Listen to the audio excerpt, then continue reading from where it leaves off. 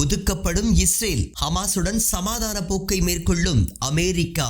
போர் நிறுத்த பேச்சுவார்த்தையின் ஒரு பகுதியாக ஹமாஸ் அமெரிக்காவை சேர்ந்த இஸ்ரேல் ராணுவ வீரர் எடன் அலெக்சாண்டரை விடுவித்தது.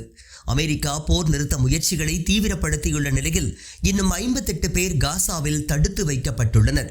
ஹமாஸின் ராணுவ பிரிவான அல்கசாம் படைப்பிரிவுகள் எடன் அலெக்சாண்டரை வடக்கு கான் யூனிஸில் உள்ள சர்வதேச செஞ்சிலுவை சங்கத்திடம் ஒப்படைத்தனர். அமெரிக்க ஜனாதிபதி டொனால்டு ட்ரம்பை சந்திப்பதற்காக அலெக்சாண்டர் கத்தார் செல்வார் என்று இஸ்ரேலிய ஊடகங்கள் செய்தி வெளியிட்டுள்ளன. காசாவில் இன்னும் 58 கைதிகள் தடுத்து வைக்கப்பட்டுள்ளதாக இஸ்ரேலிய தகவல்கள் தெரிவிக்கின்றன. அவர்களில் 23 பேர் உயிருடன் இருப்பதாக நம்பப்படுகின்றது.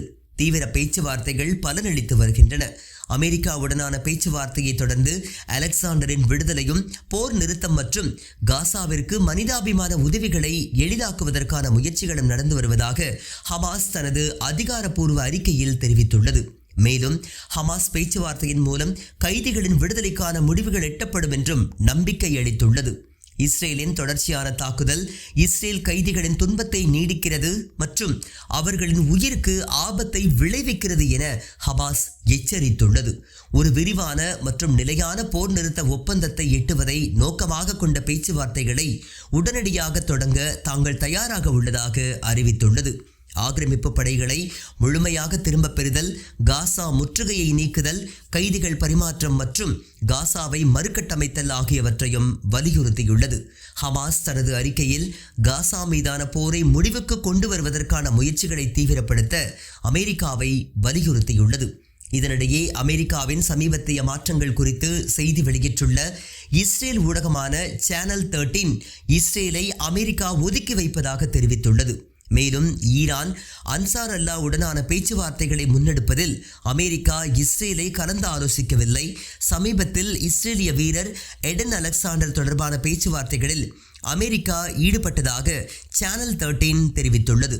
மேலும் போரின் போது கொல்லப்பட்டதாக நம்பப்படும் 4 அமெரிக்க கைதிகளின் உடல்களை மீட்க அமெரிக்கா தீவிரமாக செயல்பட்டு வருவதாக இஸ்ரேலிய ஊடகங்களும் செய்திகளை வெளியிட்டுள்ளன. சவுதி இஸ்ரேல் உறவுகளை மேம்படுத்த அமெரிக்கா முயற்சி. காசா கோரிக்கையை முன்னிறுத்தும் சவுதி அரேபியா. சவுதியின் $1 டிரில்லியன் முதலீட்டிற்காக ட்ரம்ப் மத்திய கிழக்கு நாடுகளுக்கு வருகை தந்துள்ள நிலையில் சவுதி இஸ்ரேல் இடையிலான ஒப்பந்தம் இன்னும் கைக்கு எட்டாததாகவே உள்ளது. இஸ்ரேலை போர் நிறுத்தத்திற்கு அழுத்தம் கொடுப்பதாக வாஷிங்டன் கூறியுள்ளது. அதேபோல அமெரிக்க அதிகாரிகள் காசாவில் உடனடி போர் நிறுத்தத்திற்கு ஒப்புக்கொள்ள இஸ்ரேலை அமைதியாக அழுத்தம் கொடுத்து வருவதாக தகவல் வெளியிட்டுள்ளது. காசா போர் நிறுத்தம் இஸ்ரேலுடன் உறவுகளை மேம்படுத்த சவுதியின் முக்கிய கோரிக்கையில் ஒன்றாக உள்ளதாக வளைகுடா அதிகாரிகளும் ஒரு அமெரிக்க அதிகாரியும் தெரிவித்துள்ளனர். வாஷிங்டனில் உள்ள இஸ்ரேல் தூதர் ஸ்டீவ் விட்காஃப் என்பவர் சவுதியுடன் ஆப்ரஹாம் ஒப்பந்தங்களை மேற்கொள்வதில் முன்னேற்றம் ஏற்படும் என எதிர்பார்ப்பதாக வாஷிங்டனில் உள்ள இஸ்ரேலிய தூதர்களிடம் கூறினார். இந்த ஒப்பந்தங்களின் கீழ் ட்ரம்ப் தனது முதல் பதவிக்காலத்தில் ஐக்கிய அரபு எமிரேட்ஸ், பஹ்ரைன், சூடான் மற்றும் மொராக்கோ ஆகிய அரபு நாடுகளை இஸ்ரேலை அங்கீகரிக்க வைத்தார். மிக விரைவில் நிறைய அறிவிப்புகள் வரும் என்று நாங்கள் நினைக்கின்றோம். அவை அடுத்த ஆண்டிற்குள் முன்னேற்றத்தை தரும் என்று நாங்கள் நம்புகிறோம் என்று விட்காஃப் தனது உரையின் போது கூறியுள்ளார். மத்திய கிழக்கு பயணத்தில் ட்ரம்புடன் அவர் வருவார் என்று எதிர்பார்க்கப்படுகின்றது. சவுதி அரேபியா இஸ்ரேலை சட்டப்பூர்வமானதாக அங்கீகரிக்கவில்லை. 2023 அக்டோபர் 7 அன்று காசா பகுதியில் போர் தொடங்கியதிலிருந்து சவுதி அரேபியாவிற்கு இஸ்ரேலுடன் உறவுகளை நிறுவுவது விரும்பத்தகாததாக மாறியுள்ளது. எனவே ட்ரம்பின் முதல் பதவிக்காலத்தில் இருதரப்பு பேச்சுவார்த்தைகளுக்கு மையமாக இருந்த இந்த பிரச்சனையை தீர்க்க ட்ரம்ப் நடவடிக்கை எடுத்து வருவதாக கூறியுள்ளார். சவுதி அரேபியாவின் பட்டத்து இளவரசர் முகமது பின் சல்மான் காசா போர் முடிவுக்கு வர வேண்டும் என்றும் பாலஸ்தீன அரசிற்கு நம்பகமான பாதையை உருவாக்க வேண்டும் என்றும் விரும்புவதாக முன்னாள் அமெரிக்க பேச்சுவார்த்தையாளரான டெனிஸ் ரோஸ் கூறியுள்ளார். இதனிடையே பட்டத்து இளவரசர் உறுதியளித்த $600 பில்லியன் ஆரம்ப உறுதிமொழியின் அடிப்படையில் அமெரிக்க நிறுவனங்களில் $1 டிரில்லியன் முதலீட்டை பெறுவதே ட்ரம்ப் பயணத்தின் முக்கிய நோக்கம் என தகவல் வெளியாகியுள்ளது. இந்த பயணம் ஒரு பெரிய விஷயமாக இருக்க வேண்டும் என்று ட்ரம்ப் நிர்வாகம் விரும்புகின்றது. அதாவது அமெரிக்காவிற்கு நல்லது எனும் ஏராளமான ஒப்பந்தங்களை நிறைவேற்ற அமெரிக்கா முனைப்பு காட்டுவதாக வாஷிங்டனில் உள்ள அரபு வளைகுடா நாடுகள் நிறுவனத்தின் மூத்த அறிஞர் ராபர்ட் மொகேல் நிக்கி கூறுகின்றார். அமெரிக்க வெளியுறவுத்துறை செய்தி தொடர்பாளர் அளித்த பேட்டியில் ட்ரம்பின் இந்த வருகையின் போது அமெரிக்காவிற்கும் நமது அரபு வளைகுடா கூட்டாளிகளுக்கும் இடையிலான உறவுகளை வலுப்படுத்த முயற்சிப்பார் என்று கூறினார். இஸ்ரேல் ட்ரோனை கைப்பற்றிய பாலஸ்தீன போராளிகள். இஸ்ரேல் வீரர்கள் பலர் காயம். கிழக்கு காசாவில் இஸ்ரேலிய படைகளை அல்குஸ் படைப்பிரிவுகள் பதுங்கியிருந்து தாக்கி ஒரு ட்ரோனை கைப்பற்றின.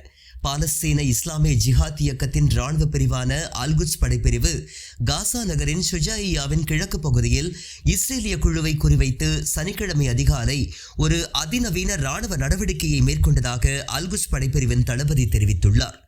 இஸ்ரேல் படையை பதுங்கி இருந்து தாக்கியதாகவும் ஒரு கவச வாகனத்தை வெடிபொருளால் தாக்கி இஸ்ரேலிய படைகளை ஒரு பொறிக்குள் இழுத்ததாகவும் அவர் தெரிவித்துள்ளார். இந்த தாக்குதலில் இஸ்ரேல் அதிகாரிகள் மற்றும் வீரர்கள் காயமடைந்ததாகவும் அல்குஸ் தளபதி தெரிவித்தார். கிழக்கு காசாவில் இஸ்ரேலிய உளவுத்துறை தகவல் சேகரிக்கும் பணியை மேற்கொண்டிருந்த போது இஸ்ரேலிய உளவுத்துறை ட்ரோனை அதன் போராளிகள் சுட்டு வீழ்த்தி கைப்பற்றியதாக அவர் தெரிவித்துள்ளார். இஸ்ரேலிய ஆக்கிரமிப்பின் தரைவழி ஊடுருவல்களை முறியடிக்க காசாவில் பாலஸ்தீன அமைப்புகள் மேற்கொண்டு வரும் நடவடிக்கையின் ஒரு பகுதியாக இது உள்ளது. இஸ்ரேல் படைகளுடன் நடத்தி வரும் கடுமையான சண்டையில் பாலஸ்தீன அமைப்புகள் இஸ்ரேலிய படைகளுக்கு குறிப்பிடத்தக்க இழப்புகளை ஏற்படுத்தி வருகின்றன. வடக்கு காசாவில் உள்ள ஷுஜாயியா பகுதியில் இஸ்ரேல் ராணுவ உளவு நடவடிக்கையின் போது வெடிபொருள் வெடித்ததில் 9 இஸ்ரேலிய ஆக்கிரமிப்பு வீரர்கள் சிறிய காயங்களுக்கு ஆளானதாக இஸ்ரேலிய ஊடகங்கள் கடந்த சனிக்கிழமை செய்தி வெளியிட்டன. காயமடைந்தவர்களில் பிரிவு 252வின் துணை தளபதி மற்றும் பெட்டாலியன் 6310வின் தளபதி ஆகிய 2 மூத்த அதிகாரிகளும் அடங்குவர். தெற்கு காசா பகுதியில் நடந்த சண்டையில் 2 வீரர்கள் கொல்லப்பட்டதாகவும் 4 பேர் காயமடைந்ததாகவும் இஸ்ரேலிய ஆக்கிரமிப்பு ராணுவம் அறிவித்த ஒரு நாளைக்கு பிறகு இந்த சம்பவம் நிகழ்ந்துள்ளது. காயமடைந்த வீரர்களில் ஒருவர் ஆபத்தான நிலையில் இருப்பதாக தெரிவிக்கப்பட்டுள்ளது. முதல் சம்பவத்தில் இருந்தவர் இசாய் அலகெம் ஓர்பாக் என்றும் படுகாயமடைந்த வீரர் பராக் பிரிவு என்று அழைக்கப்படும் 605வது பொறியியல் பெட்டாலியனைச் சேர்ந்தவர் என்றும் இராணுவம் தெரிவித்துள்ளது. சிரியாவை பாதுகாக்க திரண்ட அண்டை நாடுகள். இஸ்ரேல் தாக்குதலை முடிவுக்கு கொண்டு வர அழைப்பு. துருக்கி தலைநகர் அங்காராவில் நடைபெற்ற சிரியா, துருக்கி மற்றும் ஜோர்டான் நாடுகளின் கூட்டத்தில் சிரியா மீதான இஸ்ரேலின் தாக்குதல்களை நிறுத்தவும் இஸ்ரேல் இராணுவத்தை சிரியாவிலிருந்து திரும்ப பெறவும் அந்நாடுகள் அழைப்பு விடுத்துள்ளன. துருக்கி மற்றும் ஜோர்டான் வெளியுறவுத்துறை அமைச்சர்களும் சிரியாவின் இடைக்கால வெளியுறவு அமைச்சரும் அங்காராவில் ஒரு கூட்டத்தை நடத்தினர். பின்னர் சிரியாவின் மீதான இஸ்ரேலிய தாக்குதல்களை முடிவுக்கு கொண்டு வரவும் நாட்டிலிருந்து அமெரிக்க படைகளை முழுமையாக திரும்ப பெறவும் ஒருங்கிணைந்த கோரிக்கையை விடுத்தனர். டிசம்பரில் சிரிய ஜனாதிபதி ஃபசர் அல்-ஆசாத் வெளியேற்றப்பட்டதிலிருந்து இஸ்ரேல் சிரியா முழுவதும் நூற்றுக்கணக்கான வான்வழி தாக்குதல்களை நடத்தி வருகின்றது. அடிக்கடி இராணுவ உள்கட்டமைப்பை குறிவைத்து பலரை கொன்று வருவதாக கூறப்படுகின்றது. சமீபத்திய அறிக்கைகளில் இஸ்ரேலிய அதிகாரிகள் சிரியாவின் இடைக்கால அரசாங்கத்தை ஜிஹாதிகள் என்று முத்திரை குத்தி ட்ரூஸ் சிறுபான்மையினரை பாதுகாப்பதாக கூறி இந்த தாக்குதலை நியாயப்படுத்தியுள்ளனர். அங்காரா கூட்டத்தை தொடர்ந்து நடந்த செய்தியாளர் கூட்டத்தில் துருக்கி வெளியுறவு அமைச்சர் ஹக்கன் ஃபிடன் இஸ்ரேலின் தாக்குதலை கண்டித்ததுடன் இது சிரியாவின் எதிர்காலத்திற்கு விடுக்கப்பட்ட எச்சரிக்கை என்றும் குற்றம் சாட்டியுள்ளார். பயங்கரவாத அமைப்புகளின் ஊடுருவலை தடுக்க சிரியாவை ஆதரிப்பதன் முக்கியத்துவத்தை ஃபிடான் வலியுறுத்தினார். இரு நாடுகளுக்கும் இடையே கிட்டத்தட்ட 900 கிலோமீட்டர் பகிரப்பட்ட எல்லை இருப்பதை மேற்கோள் காட்டினார். சிரிய இடைக்கால வெளியுறவு அமைச்சர் அசாத் அல்-ஷிஃபானி கூறும் போது இஸ்ரேலிய தாக்குதல்களால் தங்கள் எல்லைகள் தொடர்ந்து மீறப்படுவதாக கவலை தெரிவித்தார். மேலும் இஸ்ரேல் சர்வதேச சட்டங்களை மீறுவதாக குற்றம் சாட்டியுள்ளார். இஸ்ரேலின் நடவடிக்கைகளை நிறுத்தவும் சிரியாவின் இறையாண்மையை பாதுகாக்கவும் இஸ்ரேல் மீது அழுத்தத்தை தீவிரப்படுத்த சர்வதேச சமூகத்திற்கு அழைப்பு விடுத்தார். ஜோர்டானிய வெளியுறவு அமைச்சர் ஐமன் சஃபாடி பேசுகையில் சிரிய மண்ணில் நடைபெறும் தாக்குதல்கள் இஸ்ரேலுக்கு பாதுகாப்பை கொண்டு வராது என்று தெரிவித்தார். இந்த முத்தரப்பு சந்திப்பு இஸ்ரேலிய ராணுவ தலையீட்டை கட்டுப்படுத்தவும் தற்போதைய சிரிய ஆட்சியை நிலைப்படுத்தவும் சிரியாவின் அண்டை நாடுகளின் கூட்டு முயற்சியாக இது பார்க்கப்படுகின்றது. இதனிடையே சிரிய தொழிலதிபர்களுக்கும் இஸ்ரேலிய அதிகாரிகளுக்கும் இடையே ஐரோப்பிய தலைநகரில் ரகசிய சந்திப்பு நடந்ததாக இஸ்ரேலிய ஊடகமான i24 நியூஸ் தெரிவித்துள்ளது.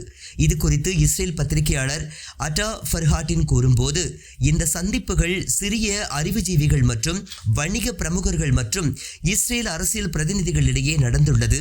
இந்த சந்திப்பு இஸ்ரேல் சிரியா உறவுகளை மேம்படுத்தும் முயற்சியாக பார்க்கப்படுவதாக அவர் தெரிவித்துள்ளார். இஸ்ரேலிய சிரிய நிலங்களை ஆக்கிரமித்து இராணுவ நடவடிக்கைகளை தீவிரப்படுத்தினாலும் சிரியா இஸ்ரேலிய ஆட்சியுடன் அமைதி மற்றும் நல்ல அண்டை நாடாவதற்கான தனது வழிகளை தேடுவதாக தெரிகிறது என்று ஃபர்காட் கூறினார். லெபனானுடனான போர் நிறுத்தத்தை மீறி வரும் இஸ்ரேல் தீர்க்கமான நடவடிக்கை எடுக்கப்படும் என்று ஹிஸ்புல்லா பொதுச் செயலாளர் அறிவிப்பு. ஹிஸ்புல்லாவின் பொதுச் செயலாளர் ஷேக் நைம் காசிம் இஸ்ரேலிய ஆக்கிரமிப்பை எதிர்த்து முக்கிய உரை ஒன்றை நிகழ்த்தியுள்ளார். அதில் அரசியல் மற்றும் இராணுவ அழுத்தங்களுக்கு எதிராக லெபனான் ஒற்றுமையுடன் நிற்க வேண்டும் என்று கேட்டுக்கொண்டார். மூத்த எதிர்ப்பு தளபதி முஸ்தபா பத்ரெடினின் 9ஆம் ஆண்டு நினைவு தினத்தையொட்டி நீண்ட உரையை அவர் நிகழ்த்தினார். முஸ்தபா பத்ரெடின் 1982 லெபனானில் கல்தேயில் பகுதியில் இஸ்ரேலிய ஆக்கிரமிப்பை எதிர்த்து போராடிய முக்கிய நபர்களில் ஒருவர் என்று ஷேக் காசிம் கூறினார்.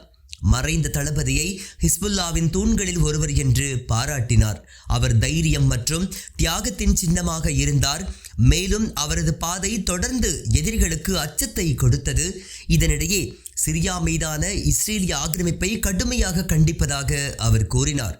நீண்ட காலமாக உறுதியாக நிற்கும் சிரிய மக்களை பாராட்டினார்.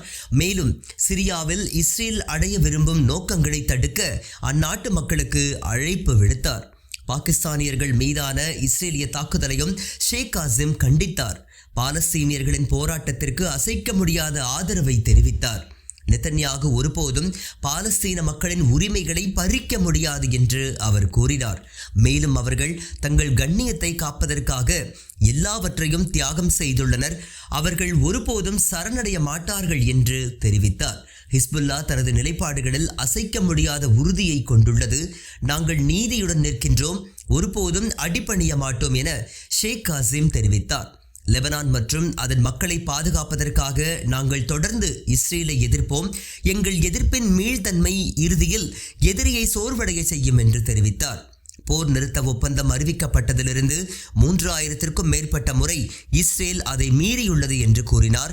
மேலும் இஸ்ரேல் விஷயத்தில் லெபனான் அரசு இன்னும் தீர்க்கமாக செயல்பட வேண்டும் என்றும் இஸ்ரேலிய மீறல்களை அதிக வலிமையுடன் எதிர்கொள்ள வேண்டும் என்றும் கேட்டுக்கொண்டார்.